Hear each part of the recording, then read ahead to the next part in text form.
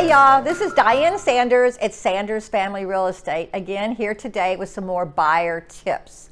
And again, these buyer tips come from your questions. So today is from a buyer on, Diane, really what is a seller's disclosure? I don't understand all these little check marks and boxes. A seller's disclosure is required by law from a seller to give you when you start a transaction. It's their version or what they know about the home. There's certain things the law says they must disclose to you, and of course, like everything else in life, there's some gray areas. So don't take the seller's disclosure as gospel, but do review it carefully. If you have some questions, that's a good place for us to start asking the seller to maybe provide a little more information. For example, if they say they had a roof leak, they may just say they had a roof leak in 2015. Okay. Give us a little more detail. Was it a little bitty spot up there or the whole darn ceiling collapsed? So it's a place to start our negotiation. It's a place to start to explore, to find out.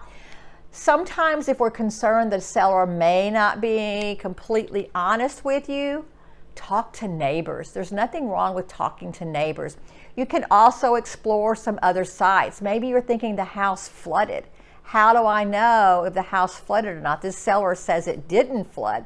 Well, the seller possibly, and I'm not an attorney, you would need to talk to an attorney, but possibly could be giving fraudulent information if it did flood and they're not telling you.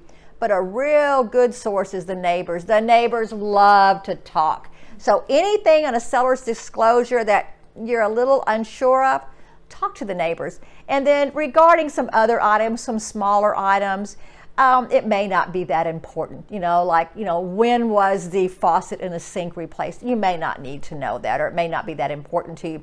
But certainly go through your seller's disclosure, talk to me about it, talk to someone else you trust, a contractor, your family. But it's certainly an item you need to go through thoroughly, spend a few minutes. It is something that during the transaction you're going to have to initial each page and sign it.